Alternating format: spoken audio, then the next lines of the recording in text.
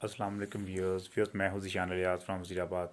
Viewers, आज मैं आपकी खिदमत में जो टॉपिक लेकर आया हूँ वो टॉपिक है बेसिकली अंडों से बच्चे निकलने के बाद का सबसे अहम टॉपिक। अब दोस्त क्या करते हैं कि जब वो मशीन लेते हैं तो मशीन लेने के बाद उनके चूज़े निकलना शुरू होते हैं तो उनकी सबसे पहली कॉल ये आती है, भाई इनको देना क्या है, इनकी वैक्सीनेशन क्या करनी है। क्योंकि उन्होंने काफ़ी दोस्तों से सुन रखा होता है कि इनकी वैक्सीनेशन करनी है, मतलब बड़े से मसाइल हैं, इनको कैसे मतलब टैकल करना है, वो चीज़ें समझ में नहीं आती उनको। तो मेरा अल्हम्दुलिल्लाह इस फील्ड में तकरीबन उनको 10 साल का एक्सपीरियंस था, 9 से 10 साल का। मैंने घर में तकरीबन 250 से 300 बर्ड्स तक अपने छत पे रखे हैं, और कोई ऐसा दिन नहीं गुजरा कि जिसमें मैंने हैचिंग कभी बंद की हो। तो ये वीडियो बनाने का बेसिकली मकसद ये है कि आपको मैं अपना जो ज़ाती एक्सपीरियंस है वो शेयर कर सकूं। हो सकता है मेरी कुछ दोस्त इस राय से इख्तलाफ करते हों, पर जहाँ तक मैंने समझा है जाना है, क्योंकि मैं बेसिकली मेरा जो तल्लक है जॉब डिस्क्रिप्शन, मैं हेल्थ डिपार्टमेंट से बिलोंग करता हूँ। तो जिसके अंदर वैक्सीनेशन और इन चीज़ों का मैं मास्टर ट्रेनर भी हूँ, और ट्रेनिंग वगैरह भी देता हूँ लोगों को, और मतलब जो अपनी टीम्स को। तो बात सिर्फ यह है कि आप काइंडली जब आपका चूज़ा निकल रहा हो तो लोग दिल बर्दाश्त होते हैं कि यार फटाफट इनको अब कुछ पानी देना है, कुछ दाना देना। नहीं, कुछ भी नहीं देना, कोई टेंशन वाली बात नहीं है। चूज़े निकल रहे हैं, उनको आराम से निकलने दें। जब वो निकल आए, और मतलब निकलते वक्त जो सबसे एक अहम चीज़ है, मशीन का ढक्कन आपने बराए मेहरबानी बार बार नहीं उठाना। जब अगर आप मशीन का ढक्कन बार बार उठाएंगे तो उससे क्या मसला होगा, उससे जो आपकी जो अंडों की जो शेल है वो क्या हो जाएगा, टेम्परेचर अप डाउन होने की वजह से, नमी ज़्यादा कम होने की वजह से वो हार्ड होना शुरू हो जाएगा। तो चूज़े जो निकल रहे होते हैं वहीं पे स्टक होना शुरू होता है आपका जो प्रोसीजर है ना। तो दोस्त कहते हैं भाई ये अंडे में चूज़ा चूँ चूँ कह रहा है, बाहर नहीं आ रहा। फिर आपको क्या करना पड़ता है, हाथ से थोड़ा सा उसको छील के हेल्प करना पड़ता है। तो जब हेल्प करनी पड़ेगी तो वो आप समझ जाएं कि आपकी गलती है कि आपने चूज़े जब निकल रहे हैं उसको, क्योंकि जब फर्स्ट हैचिंग होती है बंदे की तो बंदा एनर्जेटिक होता है। तो यहाँ जब हैचिंग हो रही होती है तो दोस्त एनर्जेटिक होते हैं बहुत ज़्यादा। तो वो इस चीज़ को देखना चाहते हैं कि यार पता नहीं कैसे चूज़ा निकल रहा है, क्या मामला होता है। तो वो बार बार मशीन खोल के देखते हैं। तो इसमें मैं ज़ाती एक्सपीरियंस आपको शेयर करता हूँ। एक दोस्त ने कहा जी मेरे माशाल्लाह से अभी 25 चूज़े निकल आए हैं। मैं कहा जी माशाल्लाह बड़ी अच्छी बात है। फिर कोई 2-3 घंटे बाद फ़ोन आया, फिर कहते हैं माशाल्लाह से तकरीबन कोई 60-70 निकल आए हैं। मैं कहा माशाल्लाह अल्लाह ताला जो सब बरकत डाले। फिर उन्होंने कहा जी माशाल्लाह को 95 निकल आए हैं। तो मैंने कहा बस अब जितने निकल आए हैं ना इसके बाद का प्रोसीजर रुक गया। वो कहता क्यों? मैं कि यार आपने जितनी दफ़ा ढक्कन खोला है और उतनी दफ़ा काउंटिंग की होगी अंदाज़तन जितनी आपसे हो सकी। तो इस दौरान आपने मशीन का टेम्परेचर अप डाउन काफ़ी ज़्यादा कर दिया, और इसमें इसके बाद फिर आपको जो रिज़ल्ट है वो आपको स्टॉप हो जाना है। और बिल्कुल सेम ऐसे ही हुआ कि अंडों से बच्चे निकलना बंद हो गए। कहते हैं भाई मेरे बाकी अब अंडों में से बच्चे कैसे निकलेंगे? मैं क्या भाई अब अल्लाह की कुदरत से निकलेंगे। ना तो आप अंडे को तोड़ सकते हैं, ना तोड़ के निकाल सकते हैं। तो टॉपिक वैसी ये नहीं था हमारा, बस ये कि ये इस टॉपिक का इसमें बयान करने का मकसद ये था कि जब अंडों से चूज़े निकल रहे हों तो आराम सुकून से निकल लेते हैं। हाँ, उसमें ह्यूमिडिटी लेवल का ध्यान रखें।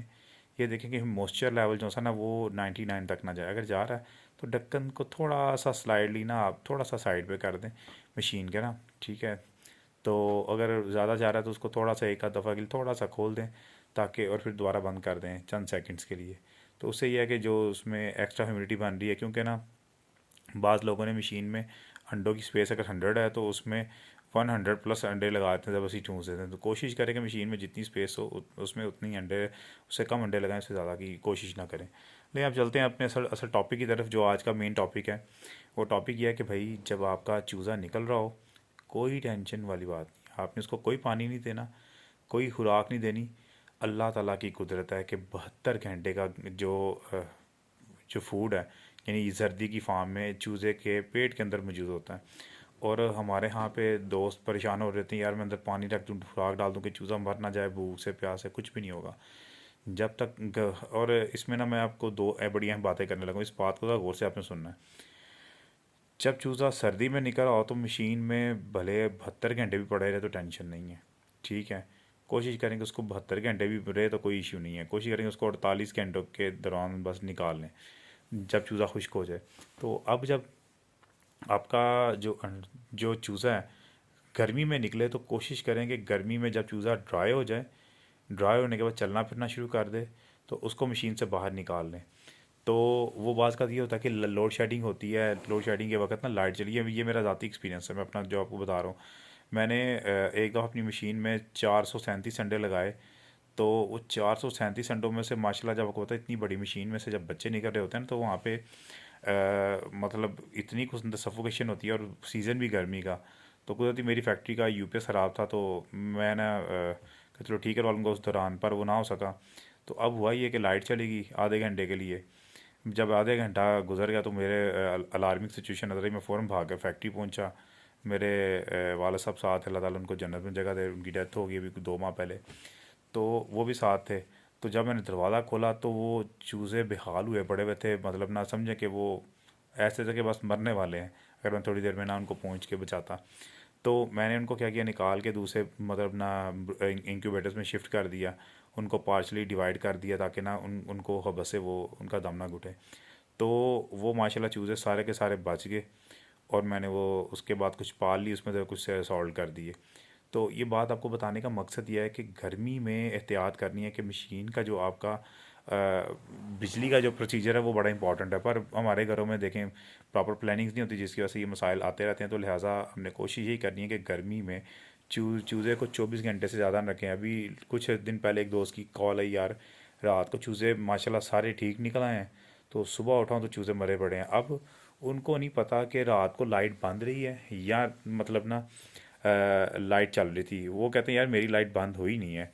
तो अब देखें जब लाइट बंद हुई नहीं है तो उनका दम कैसे घुटा, दम घुटने के बाद चूज़े मर गए। तो लिहाजा ये है कि जब वो ओवर आप बर्डन होता है ना आपका इंक्यूबेटर, तो उसमें ये मसाइल अक्सर आते हैं। ठीक है, क्योंकि फिर चूज़ा सांस लेने के लिए लेफ़्ट राइट मूव करता है, तो वो एक दूसरे के ऊपर चढ़ना शुरू हो जाता है। तो आपसे गुजारिश है कि गर्मियों में मतलब फ़ौरन निकाल लें। ये वीडियो कुछ थोड़ी ज़्यादा लंबी हो गई है, क्योंकि ना इसमें मल्टीपल बातें हैं जो आपको बताने ज़रूरी हैं। क्योंकि आपकी हैचिंग के दौरान आपने ये नुकसानात उठाने हैं, और उसके बाद आपने फिर कहना है ओहो, अब मैं उसके लिए फिर कॉल करेंगे। तो ये कि ये सारी वीडियोस बनाने का मकसद है कि आप सारी मेरे जो ज़ाती मुशाहदात हैं उनसे फ़ायदा उठा सकें। तो अब यह कि आपने जब चूज़ा निकल आए मशीन से बाहर निकाल लिया, निकालने के बाद आपने सबसे जो मेन काम ये करना है ना, वैक्सीनेशन। वैक्सीनेशन की टेंशन नहीं लेनी है आपने, ठीक है। कोशिश करें कि गर्मी में अगर आप चूज़ा लेट निकाल रहे हैं मशीन से, तो वो चूज़ा आपने उसको फ्लशिंग ना करें अगर लेट निकाल रहे हैं। अगर जल्दी 24 घंटे से 48 घंटों में निकाल रहे हैं तो उसकी फ्लशिंग कर लें।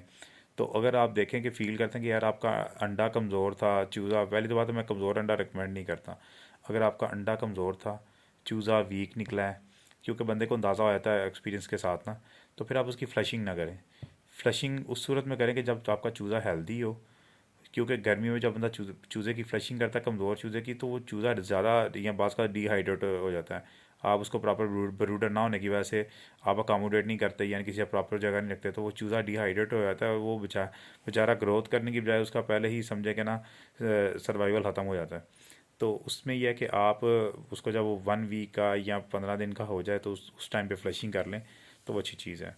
तो फ्लशिंग करने के बाद उसकी जितनी नीचे वाली बेडिंग है वो चेंज कर दें। फ्लशिंग करने का तरीकाकार ये है कि आपने उसको जो सा गुड़ वाला पानी देना है, तो गुड़ वाला पानी दे के उसको मतलब पूरे 24 घंटे उसके आगे वो पानी पड़ा है, उसके साथ आपने खुराक नहीं रखनी साथ में, वो सिर्फ पानी ही पिए। पानी जब और पानी की मिठास इतनी हो चख लें जितना आपको शरबत मीठा पीने के काबिल हो आप पी सकें। तो बाकी अब उसके बाद फिर आपने जब फ्लशिंग के का प्रोसीजर मुकम्मल कर लेना है, तो उसके बाद आपने उसके आगे सादा पानी और दाना रख देना है। अब इस दौरान जो सबसे इम्पॉर्टेंट चीज़ यह है कि आपने, लोग कहते हैं इसकी वैक्सीनेशन कैसे करनी है, उसके ऊपर जो सा ना वो एक अलग से मैं वीडियो डिटेल करूँगा सारी कि वैक्सीनेशन क्या है। और क्योंकि ये वीडियो थोड़ी लंबी हो जाएगी मज़ीद, तो फिर दोस्त इस बात में ना परेशान होते हैं यार इतनी लंबी वीडियो देखी नहीं जाती। तो इसमें यह है कि आप 1 किलो चोकर ले लें, 1 किलो मकई का दलिया सा ले लें पाउडर टाइप, और 1 किलो स्टार्टर फीड ले लें। तीनों का मिक्सचर बना के आप चूज़ों को दें। और आप जो चूज़ों की जब ग्रोथ देखेंगे ना, आप कहेंगे यार क्या बात है इनकी ग्रोथ की ना। ये मेरा ज़ाती एक्सपीरियंस है। ये सस्ती भी पड़ेगी आपको, और आपका चूज़ा भी हेल्दी होगा, और बहुत ज़बरदस्त उसकी ग्रोथ होगी। और पानी खुला बर्तन नहीं रखना आपने चूज़ों को जब आपने बाहर निकालना है।